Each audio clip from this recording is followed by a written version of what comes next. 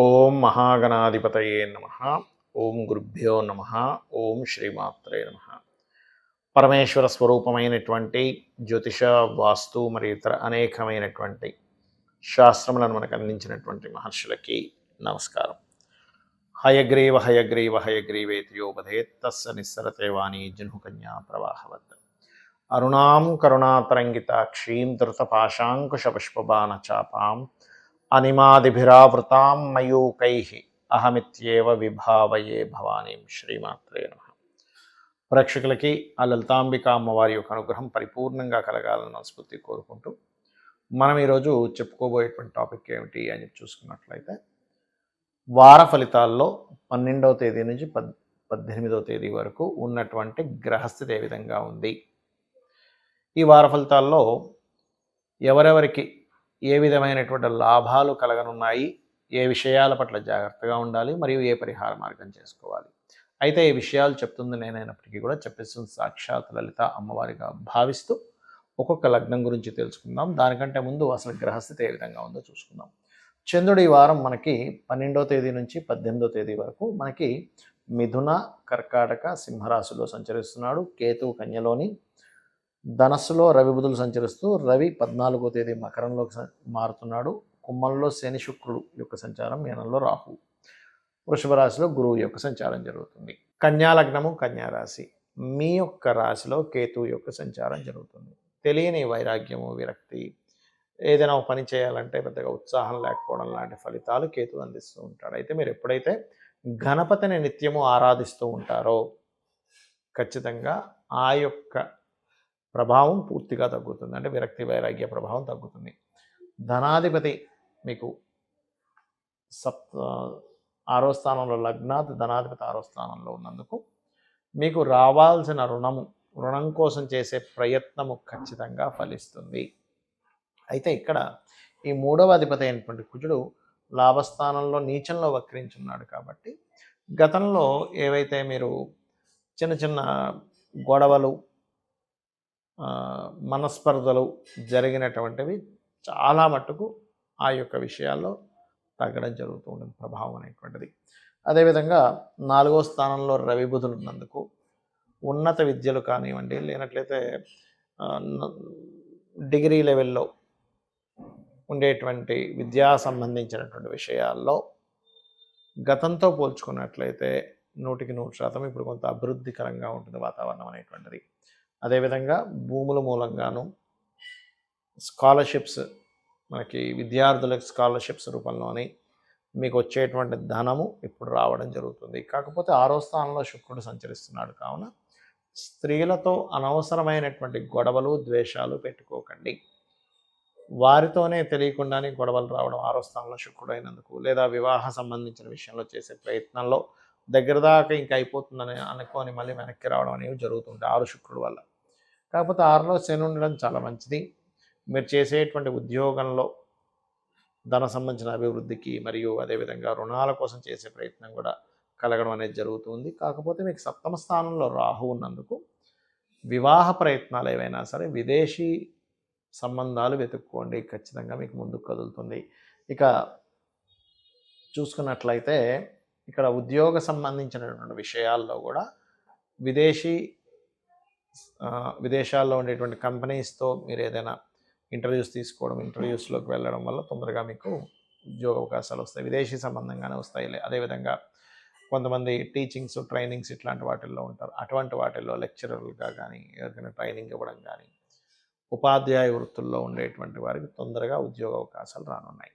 ఇక మీకు ముఖ్యంగా 12, 13 తేదీలు మీరు కాస్త దూర ప్రాంతాలకు వెళ్ళేటువంటి విషయాల పట్ల కాస్త జాగ్రత్తగా ఉండాలి. 14, 15 తేదీలు ఏదైనా ఇన్సూరెన్సెస్ మూలంగా కలిసి రావడము, ధైర్యంగా ఒక స్టెప్ వేయడం వల్ల కలిసి రావడం జరుగుతూ ఉంటుంది.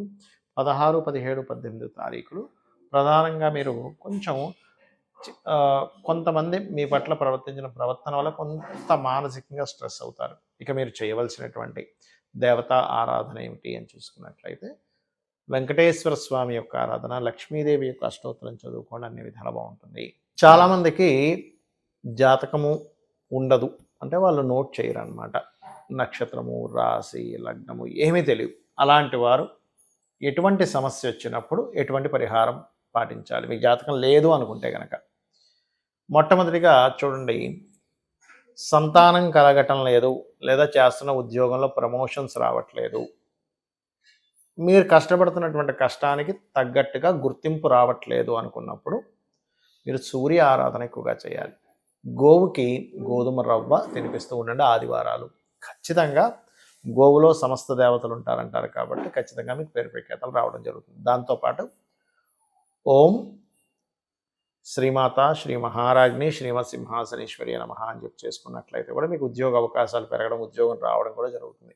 లేదండి మనకు పేరు ప్రఖ్యాతలే రావాలి అని అనుకున్నప్పుడు సూర్యభగవాను చూస్తూ ఆదిత్య హృదయం ఎలా చదువుతాం అదేవిధంగా సూర్యుడిని చూస్తూ ఓం భానుమండల మధ్యస్థ భైరవి భగమాలినే నమః అనే నామస్మరణ చేయండి. అన్ని విధాలు బాగుంటుంది.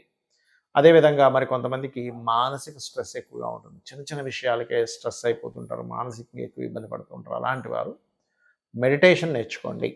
అదేవిధంగా కాస్త బియ్యము దానంగా ఇవ్వడము, నదులు చెరువులు గట్రా ఉన్న ప్రదేశానికి మీకు దగ్గరలో ఉన్నట్లయితే అక్కడికి వెళ్ళి కాస్త మరి అలా నదిలో దిగిపోవడం కాదు, దీపాన్ని వదలండి. వీలైతే నీటి కుండను కూడా దానంగా ఇస్తూ ఉండండి. మానసిక సమస్య అనేటువంటి తగ్గుతుంది. ఇంట్లో వాయువ్య భాగంలో బియ్యం బస్తా ఒకటి పెట్టండి. దానివల్ల కూడా కాస్త వాయువ్యానికి చంద్రుడు కారకుడు కాబట్టి మీకు చక్కగా ఆ స్ట్రెంగ్త్ అనేటువంటిది పెరుగుతుంది. మరి అదేవిధంగా ప్రతిదానికి గొడవలు అవుతున్నాయండి, నా లైఫ్లో చిన్నప్పటి నుంచి చూస్తున్నాను ప్రతిదీ గొడవ అవుతుంది అని అనుకునేటువంటి వారు ముఖ్యంగా కుజగ్రహం దగ్గర దీపారాధన చేయడము, కుజుడికి కందులు, కుజగ్రహానికి సంబంధించిన పదార్థం కందులుగా తీసుకుంటారు. కందుల్ని మీకు దగ్గరలో ఆలయంలో ఉండే పురోహితులకు దానంగా ఇవ్వడం చేయండి. దీంతోపాటు హనుమత్ ఉపాసన లేదా సుబ్రహ్మణ్యేశ్వర స్వామి ఆరాధన, శివారాధన, విష్ణు సహస్రనామాలు ఎక్కువగా వింటూ ఉంటే కూడా మీకు గొడవలు తగ్గుతాయి. దీంతోపాటు లలితా సహస్రనామాల్లో ఓం కర్పూర వీటి కామోద సమాకర్ష దిగంతరాయే నమః అనే నామస్మరణ చేయండి, ఖచ్చితంగా బాగుంటుంది. అదేవిధంగా మీకు వ్యాపారాల్లో రాణించాలి, వ్యాపారంలో రాణించటం లేదు, అలాంటి వారు ప్రత్యేకంగా మీ యొక్క వ్యాపార సంస్థలో నిత్యము విష్ణు సహస్రనామాలు ప్లే అయ్యేలా చూడండి. రెండవది ఏంటంటే వ్యాపార అభివృద్ధికి ఆకర్షణ యంత్రము అని ఉంటుంది. దాన్ని ఏదో మార్కెట్లో దొరికింది కదా అని ఇంత యంత్రం తెచ్చేసుకొని పెట్టుకుంటే కాదు, దాన్ని సరైన పద్ధతిలో కనుక బీజాక్షర సహితంగా యంత్రం ఉన్నది కనుక మీకు మీ గోత్రనామాలతో దానికి జపం చేసే శక్తిని చేకూర్చి గనక మీరు మీ యొక్క వ్యాపార సంస్థలో పెట్టుకున్నట్లయితే ఖచ్చితంగా మీకు కలిసి వస్తుంది దానివల్ల. అలాగే చూడండి, కొంతమందికి గురుబలం ఉండదు అంటూ ఉంటారు. అటువంటి వారు ప్రత్యేకంగా చేయవలసినటువంటిది గురుగ్రహ జపము లేదా గురుగ్రహం దగ్గర దీపారాధన చేయడము, గోసేవ చేసినట్లయితే కూడా గురుబలం పెరుగుతుంది. శనగలు దానంగా ఇవ్వండి. మరియు వివాహం అవ్వటం లేదు లేదా కొంతమందికి మనీ ప్రాబ్లమ్స్ వస్తుంటాయి. ఎందుకు మనీ ప్రాబ్లం వస్తుంది అంటే మీ యొక్క జాతక చక్రంలో 2వ స్థానం పాడై ఉంటుంది. అలాంటప్పుడు లక్ష్మీదేవి అనుగ్రహం తక్కువగా ఉంటుంది వారికి. అలాంటప్పుడు లక్ష్మీ యంత్రము అని ఒకటి ఉంటుంది. లక్ష్మీ యంత్రాన్ని పెట్టుకొని మీరు నిత్యము పూజ చేసినట్లయితే కూడా దానికి కూడా సేమ్ మీ గోత్రనామాలు, దానికి సంబంధించిన పర్ఫెక్ట్ యంత్రాలు మార్కెట్లో దొరికేటువంటివి అంత పర్ఫెక్ట్గా ఉండవు. పర్ఫెక్ట్ యంత్రం దానికి జపాన్ని దారపోసి శక్తిని దారపోసి కనుక మీరు చేసినట్లయితే, ఎందుకంటే నాకు తెలిసిన చాలామందికి నేను అది చెప్పినప్పుడు వాళ్ళు తీసుకొని చేసినప్పుడు వాళ్ళు చాలా మంచి రిజల్ట్స్ కూడా వాళ్ళు చూశారు. యాక్చువల్గా చెప్పాలంటే అంటే లైఫ్లో అంటే ఉన్న స్టెప్ నుంచి కొంత వెళ్తారు. అదేదో నేను ఒకటేసారి కోట్లు సంపాదిస్తారని మాత్రం నేను చెప్పను. ఎందుకంటే ఏదైనా సరే మన శాయశక్తిలో మనం ప్రయత్నం చేస్తుండాలి, దేవతానుగ్రహం కూడా ఉండాలి, అది చేయండి. అలాగే మరొకటి ఏంటంటే లలితా సహస్రనామాల్లో ఓం సంపత్కరీ సమారూఢ సింధుర వ్రజసేవితాయ నమః. అంత స్తోమత లేదు, యంత్రం పెట్టుకొని ఇప్పుడు నేను చేయలేనండి అనుకునేవారు సింపుల్గా ఈ మంత్రంతో కూడా మీరు చేసుకోవచ్చు హ్యాపీగా. అలాగే శని బాధలు ఎక్కువగా ఉన్నాయి, అన్నీ లేట్ అవుతున్నాయి అనుకునేటువంటి వారు గోవుకి బెల్లం తినిపించడము, లలితా సహస్రనామాల్లో అనాకలిత సాదృశ్య చుబుక శ్రీ విరాజితాయ నమః అనే మంత్రం చేయడం చేయండి. భయాలు ఎక్కువగా ఉన్నాయనుకునే వారు దుర్గానామాన్ని, ప్రతిదీ ఆటంకం కలుగుతుంది అనుకునేటువంటి వారు గణపతిని ఎక్కువగా భక్తి శ్రద్ధలతో గనక ఆరాధించినట్లయితే మీకు ఉండేటువంటి ఆ దోషాలు అనేవి పూర్తిగా తగ్గుతాయి. అదేవిధంగా ఎప్పుడు కూడా ప్రతిసారి కూడా మనం ఏదో అవుతుందంటే ఏలినాడు శని వల్ల అవుతుంది, అష్టమ శని వల్ల అవుతుంది, అర్ధాష్టమ శని వల్ల అవుతుంది అన్నట్టు కాకుండా మీ జన్మజాతకంలో అసలు ఏ గ్రహం ఎక్కడ ఉండి ఎటువంటి రిజల్ట్ ఇస్తుంది అనేది చాలా ముఖ్యమైనటువంటి అంశం.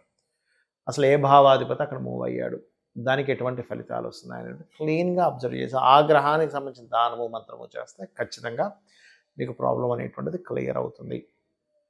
ఇక అమ్మవారి అనుగ్రహం మీకు పరిపూర్ణంగా ఉండాలని మనస్ఫూర్తిగా కోరుకుంటూ శ్రీమాత్రే నమః.